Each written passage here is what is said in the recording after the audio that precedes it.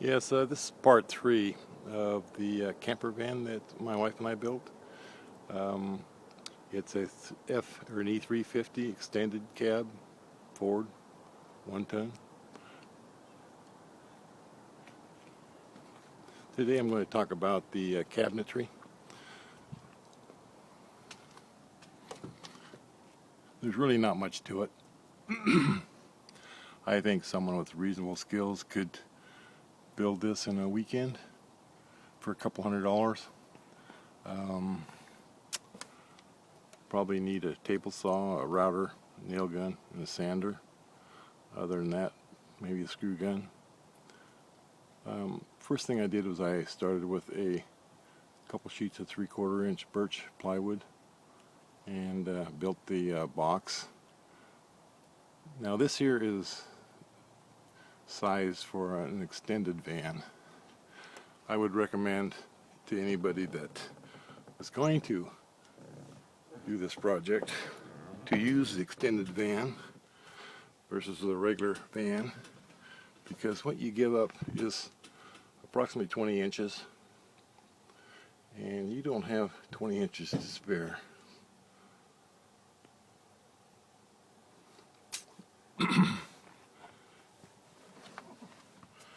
Okay, let's start.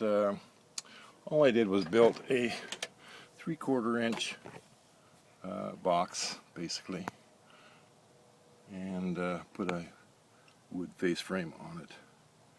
And just to make things simpler, I like simple and quick, I went to the local cabinet store and got the drawer kits. And basically what it is just the sides. And it's dadoed, and you just cut it to size and screw it and glue it and attach a front to it, and you're pretty much done. And also the glides. Now the glides are all different types. I would recommend you spend a little extra money and get the full extending and the self-closing. And by self-closing I mean when I close this, it actually sucks itself in. And by doing that, it also is that much harder to open. So by using this type of hardware, I eliminated the need for latches. So it's just a matter of opening with a little resistance and closing. I just got some basically cheap stainless steel hardwares. The front is poplar. It's probably the cheapest wood you can buy for a solid wood. I went through this stockpile at Home Depot, and I picked some that didn't have the green tinge to it. I really didn't like the green tinge. Now one thing you're doing, if you put this in a van, and especially if you're going to put it in a 4-wheel drive van, you want sturdy. And I built this, sturdy. And by putting the solid bottom in it, I could attach it to the pan of the van, the metal pan, and bolt through.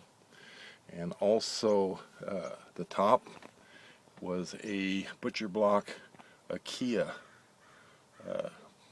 kitchen top, and it was approximately 6 feet by 25.5 inches. I pretty much used the whole top. This portion here is the end, is a leaf. It basically folds down. When the bed is made up, I don't have room for it. So that folds down, and also by using the full piece, it allowed me something sturdy to bolt to the side frame of the van. So I've got some angle iron, right angle brackets that I attach to the bottom of the countertop and to the frame.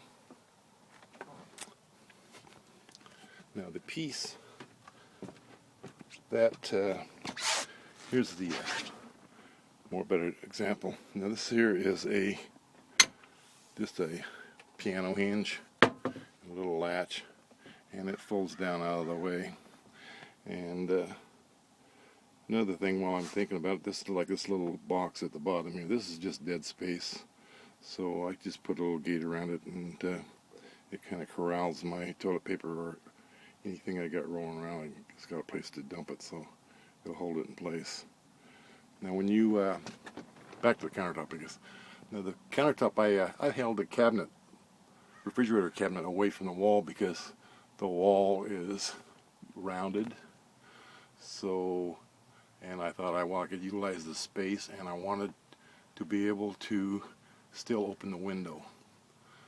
And it allows me a place to store my coffee pot and my toaster, and still be able to open the window, and still be able to, gives me more attachment points to attaching it to the framework.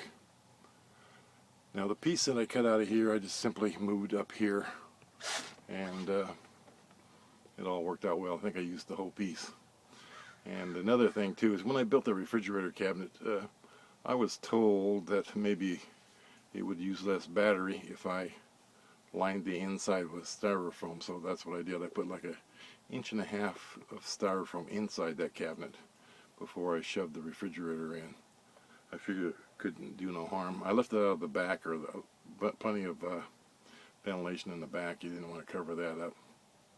But I haven't noticed. I just know my solar panels pretty much take care of any power requirements that the refrigerator has. Let's see, also the cabinet under the sink, I utilized that pretty well. Put a shelf in it and put another drawer in it so we get access, and it comes in, works pretty good. Now another thing too is I needed more counter space. I needed a table.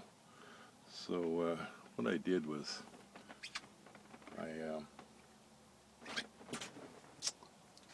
took a little thought, but eventually what I did is I used a piece of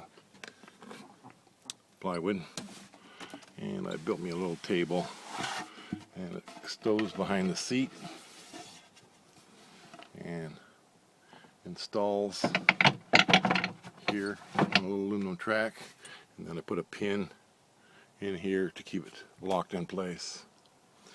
Very quick and very easy, and easy to get out of the way when the time comes. Simply put in track and slide it place. Also, you want to utilize whatever you can. This is kind of afterthought, so I added it. But it's a very handy drawer. It's where I keep all my electronics, things that I need access to from the captain's chair when I'm driving, which is a handy. Then I can use the top of it to stow. Generally, I stow my wife's purse or a pair of shoes or something in there. Also, this other little side cabinet on the other side is small, but very useful. It's got the top that we stow stuff on. It's got a 12-volt socket. It's got my inverter switch, so I can see if I leave it on or off when it's in this table or this chair. It's got a place to hang my Mr. Heater. That actually, when I get up in the morning, I can sit in my chair and blow the heat on me. It also has a place to stow the porta potty, and under this area is a area for my stove in there.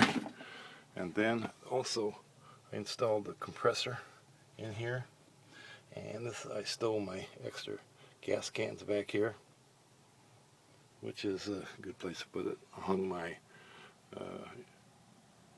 solar inverter there. This is not an inverter, I think it's a controller. And then a refrigerator drawer. It's called silverware drawer. And I got a little band here to keep it from jumping around.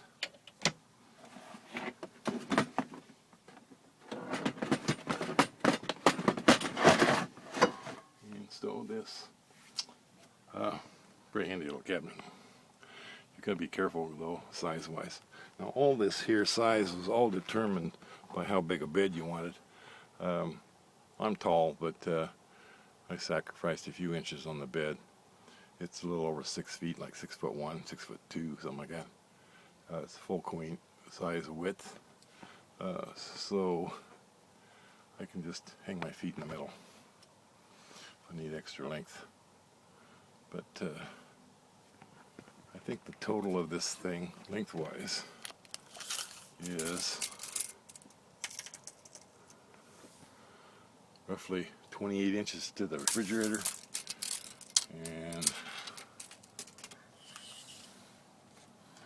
28 inches across the top. So you don't have a lot of space, and like I said before, the extended van depends on what year you're talking about. It's something like 16 to 20 inches longer. So if you had a regular van trying to accomplish the same thing, you take 20 inches off of this, so you would start about right here. So you would lose that much of your counter space. So I guess you could do it, but it'd be a lot harder. So anyway, that's pretty much my cabinets. I don't know if I missed something, but it's really not a big job. Just get the wood and start it going. And like I said, you pretty much have to measure on what you want. You know, do you want a cooktop? Do you want a sink?